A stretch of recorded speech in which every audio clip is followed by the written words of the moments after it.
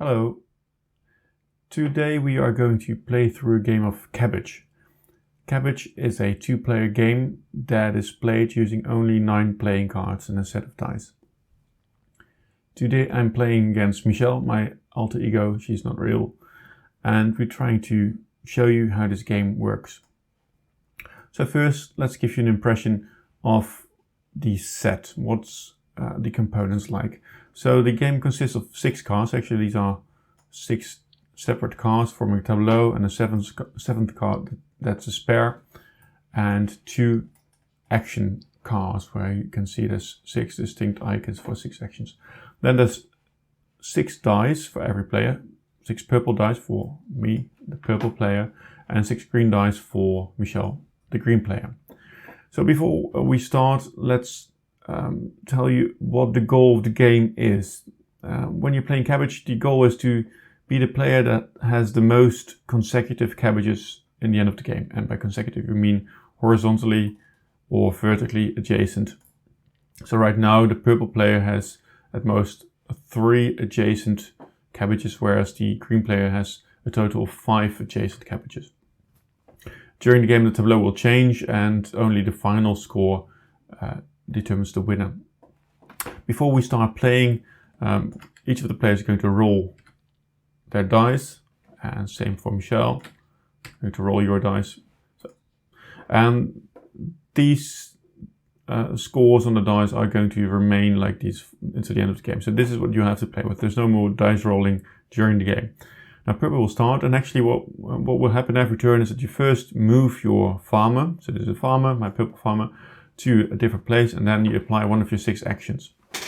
And the actions mean a number of things. So there's this icon that's twice on the table tableau. That means flipping your card. Then you can see the 3 rotation icons that mean to rotate 180 degrees. And the final one is swapping the card. So you will swap the cards out with the one on the table. Using these 3 actions, you are supposed to try and optimize the fields on the table. As you can see on the cards, there's actually 2 colors, so purple and green, and there's small pips in the middle that indicate what the backside of the card looks like. So if you turn this card over, then you can actually see that the card looks exactly as depicted. All right, let's start playing. What happens is that every round, the 2 players will bid with the dice first. So they will both offer a die, and the player with the highest die value will go first. And that's because generally being the last in a round has a slight advantage. So a high value would mean a lot of movement, but you would have to go first, and there's always a chance that you're not able to counter the actions of your opponent in time. Right now, let's see what purple would like to do. So right now, these are consecutive. It would probably be nice to try and bring in some more purple. Now this card over here, it shows 3 purple blips. That's a lot. So it would be nice to try and move, we'll actually stay on the card where we are right now and try and get this card swapped in. So I'm going to offer 1 to do that. And then from the other side, let's see what Michelle can do. Well, Michelle could she would probably want to connect these 2 areas, and to do that, her best bet would be to try and connect to create some sort of bridge. She probably wants to move here, so that would be she would need like 4 to do that. So that means she'll be first. So she gets to move, and moving means going in 2 directions. First you go the first direction, so you can walk as many steps as you like, unless it's more than 4. So you can walk like 1-2 steps, and then she can she has to finish the remainder of the steps in an orthogonal direction, so perpendicular to what she moved originally. So in this case, she can only move this direction 1, 2. So she has to complete the 4 steps. If there's a wall, so like a border, then of course you stop, but otherwise she has to keep moving. She has to complete all 4 movements points.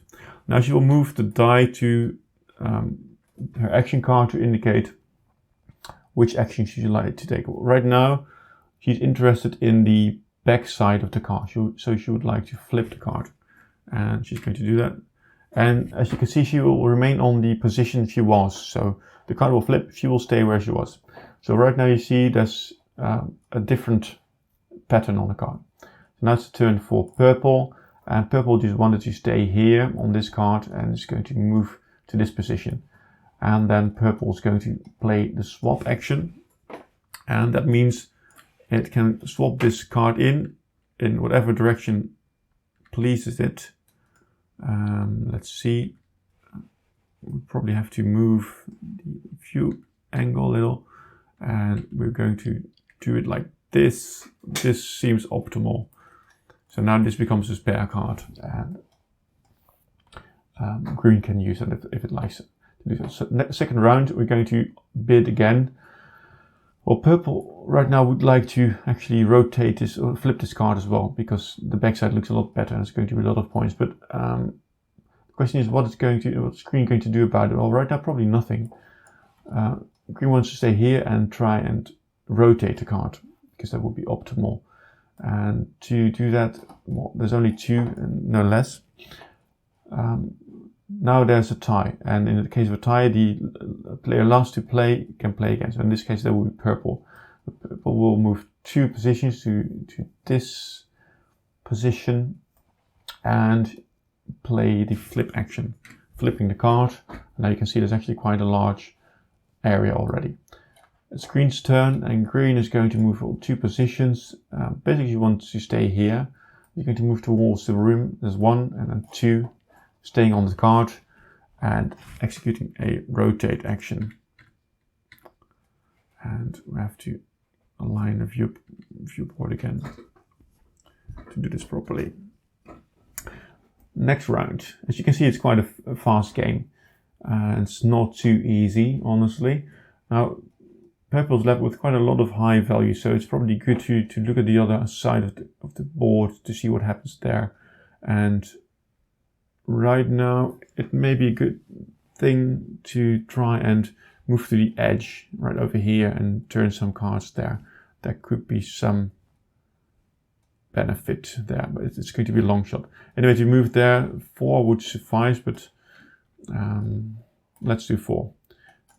But green has a lot of low value, so it's going to be a lot easier for green to win the biddings. Now, green really doesn't need to do much, because right now it's 1, 2, 3, 4, 5, 6, 7, 8 points for green already. Against, well, purple still has a lot more. It probably would be good for green to try and move to this card. So a 2 would do for that. With a 2 it wins, and it will move 1 in this direction and 1 in this direction, so that equals 2. And then play the flip action. Now note, both flip actions are now used. And as you can see, this actually creates a fairly large area for green. That's purple's turn, and purple will move, as I said, 1, 2, 3, 4 to that card to try and rotate it.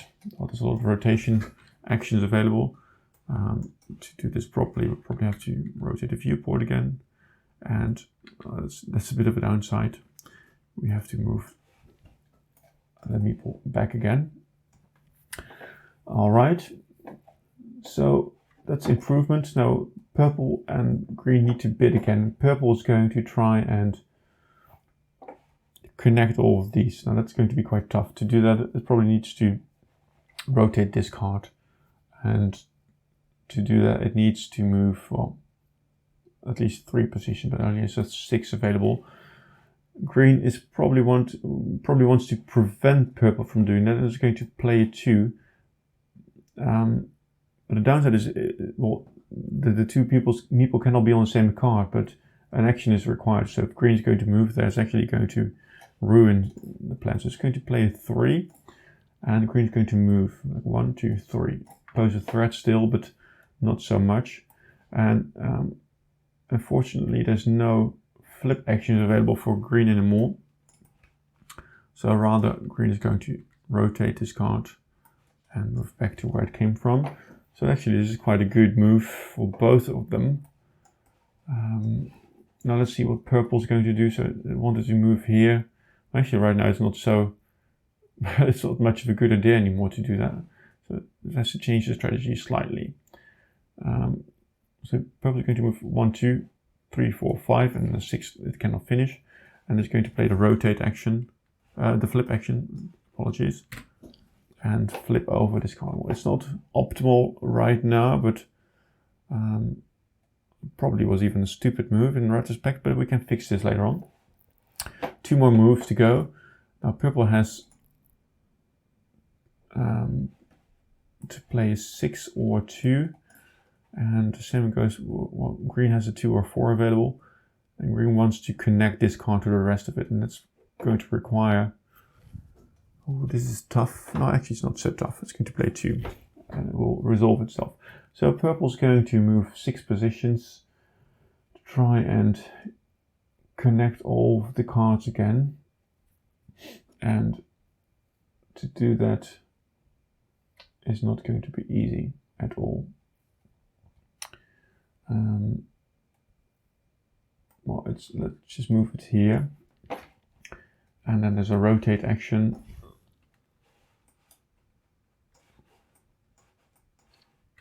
Oh, apologies. Move it here. I may not be the best Cabbage player in the world, so forgive me if I'm doing stupid things. Now green's turn is just going to be easier. It's going to be 1, 2 moves over there, and it wanted to rotate this card, did it? Why did it want to rotate it? Actually, things are just getting worse for green. It's probably not good to play against yourself. So rotate action. So there's consecutive cards there. Final round. In this case, purple's going to start, and purple's going to try and, well, there's not really much it can do. All it can do is rotate his card, and it's not going to help at all. And the other move would be to, I'll just go there, 1, 2, and rotate the card. This is not a terrible move. Like this. Let's see what the green can do against it. It has 4 movement points, and the only thing to do is, well, it's a flip, which actually is quite a powerful move. And this is probably going to resolve all. So it's 1, 2, 3, 4. It's going to do a swap, and it's going to swap this card out for this card. Like this. Go back there. So let's see what the final score is. It's 1, 2, 3, 4, 5, 6, 7 for green, and 1, 2, 3, 4, 5, 6, 7, 8, 9, 10 for purple. So purple is the winner. Yay! So I hope this shows you how Cabbage is played. It's a fairly quick game. It's quite a tough game because you really have to think ahead and consider every move and counter move. So I would say it's an abstract game with quite a high strategical value. Even though the dice seem to introduce some sort of randomness into the game that you cannot control, it's actually not that bad, and generally things will always play out well. In the rare case that you would throw 6 once, you would have an interesting game, which may mean you will lose 10 minutes of your life puzzling on something nearly impossible, but I think it would still be challenging, but it's so rare, I cannot ever see it happen. On the other side, it's really nice to have a different challenge every time you play this game, and that is a thing Cabbage definitely delivers. So thanks for watching, and I hope you enjoy playing Cabbage. Bye!